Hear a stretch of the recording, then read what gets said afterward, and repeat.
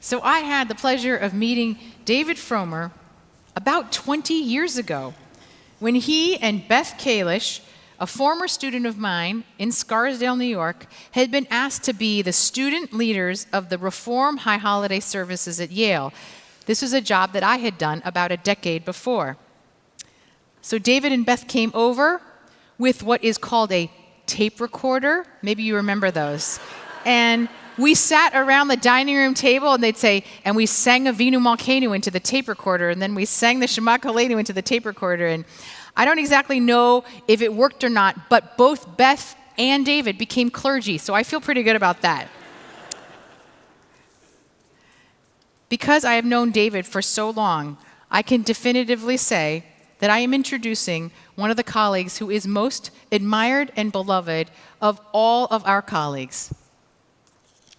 I want to thank Rabbi Dan Ross for suggesting that we invite him and his cadets in honor of Veterans Day, and for taking care of all of the arrangements so that they could feel some of our hospitality even with COVID restrictions.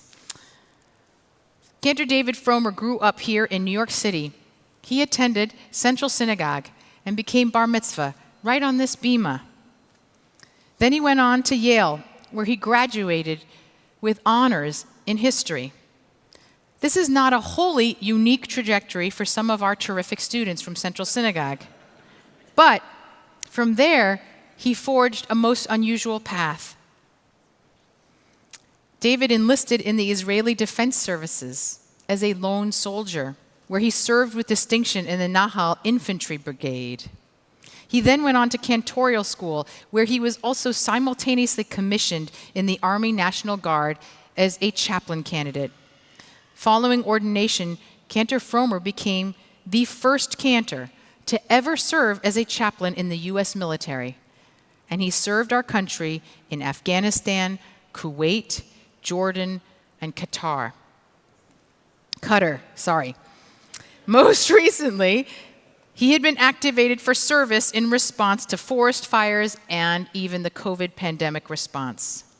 Just last year, David and his wife, Rabbi Carla Fenvis, who was Central Synagogue's amazing community organizing intern many years ago here, made the momentous decision to move their entire family from San Francisco so that David could serve as the Jewish chaplain at the U.S. Military Academy at West Point. Cantor Fromer has been decorated with more honors than I can list, but it includes the Afghanistan Campaign Medal and an Air Force Commendation Medal. All of this, and he is a supreme mensch. You are all meeting a true Jewish American hero tonight, one who has justly earned our admiration and our gratitude for the many ways that he has devoted his life in service to his cadets, to his country, and to the Jewish people. We are truly honored to welcome you back to Central Synagogue, where your Jewish journey began. We say, welcome home, David.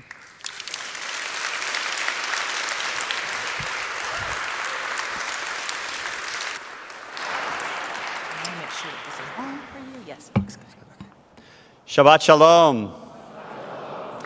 First of all, let me thank the Central Synagogue clergy for inviting me and the West Point Jewish Chapel Choir and our cadets to join you this evening in anticipation of Veterans Day next week. As a child of this congregation, it's especially meaningful to return home on this Shabbat because our Torah portion, Parshat Toldot, is in fact the very portion that I studied for my bar mitzvah here at Central Synagogue 27 years ago. I remember that I enthusiastically learned all of my Torah chanting, but in an early sign that the future was not, that my future was not in the rabbinate, I flatly refused to write a sermon, forcing my mother to take desperate action. For tonight, I considered reusing the sermon that she wrote. I mean that I wrote.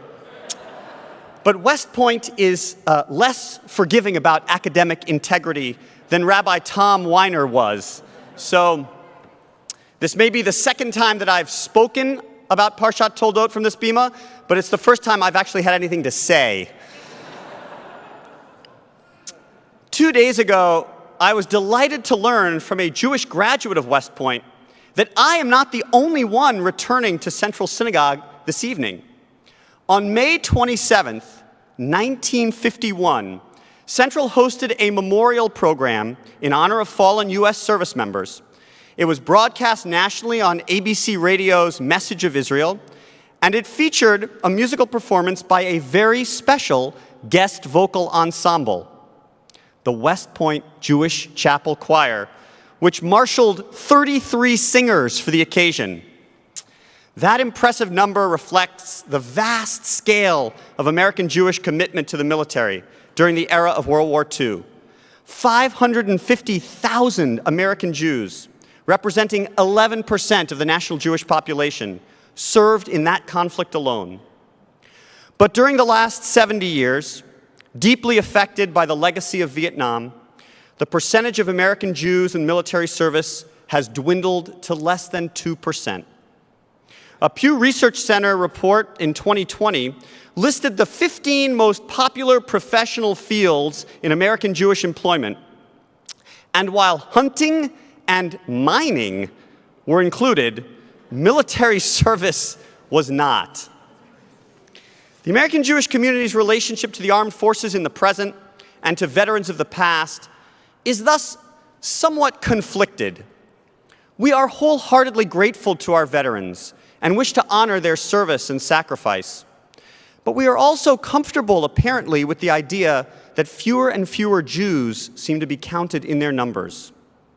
Likewise, we are generous in our support of current Jewish service members, sending them care packages, inviting them to synagogue, donating to the Jewish Welfare Board, but hesitating to send them the one thing they truly need. While traveling in Afghanistan, I asked an isolated Jewish soldier if she needed any supplies like prayer books or yarmulkes. "Send me more Jews," she said. How do we explain our attenuated numbers in our country's armed forces? Surely the Jewish historical experience in Europe offers relevant context. The legacies of Alfred Dreyfus in France, of conscripted Jewish children in Russia, and of murdered Jewish veterans in Germany convinced our forebears that serving within the European ranks was just as dangerous as being excluded from them. Both Central Synagogue and I owe our existence here in America in part to ancestors who fled to this country seeking to escape conscription for military service. Leopold Schwarzkopf, a founder of this congregation, and Barney Fromer, my grandfather. Consider for a Back to the Future moment what this evening might have looked like if Leopold and Barney had seen a future for themselves in the armies of Bohemia and Poland. But on a more fundamental level, Judaism's discomfort with warfare can be traced all the way back to the two central characters of Parshat Toldot, Jacob and Esau. Even before birth, they struggle in the womb, and as they age, their differences are highlighted in stark relief. Esau became a skillful hunter, a man of the outdoors, the Torah describes. But Jacob was a mild man who stayed in the tents. Though each brother has his flaws, Esau is short-sighted and bellicose, Jacob deceitful and opportunistic, Jewish tradition has always revered Jacob as a patriarch of our faith, while denigrating Esau, who lives by his sword, as the progenitor of Israel's enemies. Hardly a role model for aspiring Jewish officers and soldiers. In this interpretation, however, the rabbis succumb to oversimplification, where a nuanced understanding is more accurate. Rather than thinking of Jacob and Esau as the respective epitome and antithesis of a Jewish character, I encourage us to consider them as two sides of the same Jewish character. Jacob's best qualities of intelligence, forethought, and perseverance should always be the hallmarks of our Jewish identity. They are the branches on which the beauty of Jewish culture has always blossomed. But our orchards were ravaged throughout the ages in their vulnerability until here in America, for the first time in the history of our diaspora, George Washington, quoting our ancient prophet Micah, promised us a different future. Here we found a home that strives to honor the Jewish value of B'Tselem Elohim, respecting the humanity of every person despite our differences. And when Esau's sword is needed to defend this home, then Jews should be the first ones to wield it. Anyone who remembers me from my childhood at Central can tell you how inconceivable it is that I ended up serving in the U.S. Army, given that I made Jacob look like Esau. But military service does not require heroic feats of physical might or blind endorsement of armed conflict. All it requires is a sense of gratitude that we were born here, not by the grace of God in impoverished shtetls like my grandfather, or police states like my father-in-law, but here in America. And a commitment that when fellow Americans, and especially fellow Jewish Americans, are called upon to serve in her defense, we will not let them walk alone. There's no one way to honor veterans, and in a country where less than 1% of the entire population serves at all, even the smallest gestures of support are greatly appreciated. But as Jews, we can do more. When God first calls to Abraham with the mobilization order to leave his home and journey to an unknown land, Abraham responds with a single word, Hineni. Here I am. The great rabbinical sage Rashi explains that Hineni is the language of humility and preparedness, a sense of purpose even when the outcome is unsure. It is to be expected that Abraham, Jacob, Joseph, and Moses each respond when summoned with this sacred answer. They are the great moral exemplars of our faith. But it is surprising to note that here in Parshat Toldot, Esau also answers when summoned by his father with the word Hineni. Both Jacob and Esau respond with readiness to serve, each in their own way, when they are called to do so. May we each hear our own call to service, perhaps in the military, perhaps elsewhere. May we answer with Hineni like Jacob and Esau, like the Jewish cadets who stood here at Central Synagogue in 1951, and the Jewish cadets who stand here this evening in 2021. May our service honor all veterans, but particularly Jewish veterans who on a very difficult and lonely path paved the way for all of us. With those sacred hopes, we offer this prayer for America's military personnel.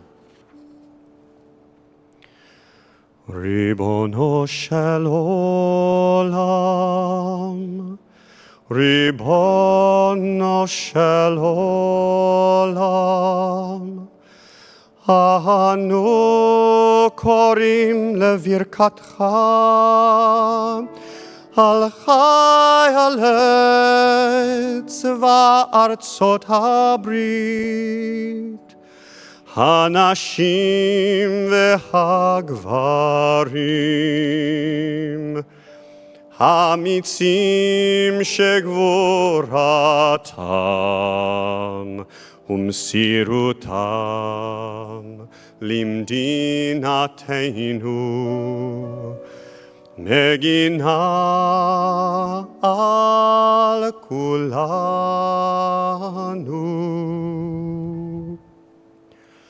Ribono shel olam, Ribono shel olam, Yotzer mikol hanu,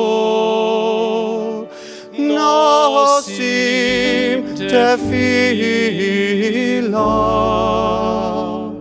sheyizku Shuv b'shalom bimheira uvivriut tova lemishpechotehem ule'artzam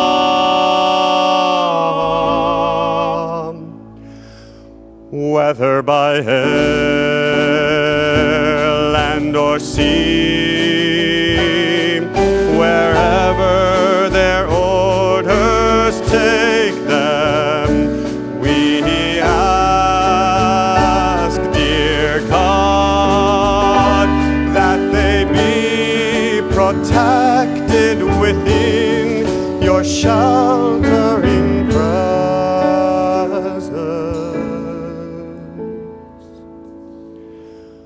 Ribono shel olam,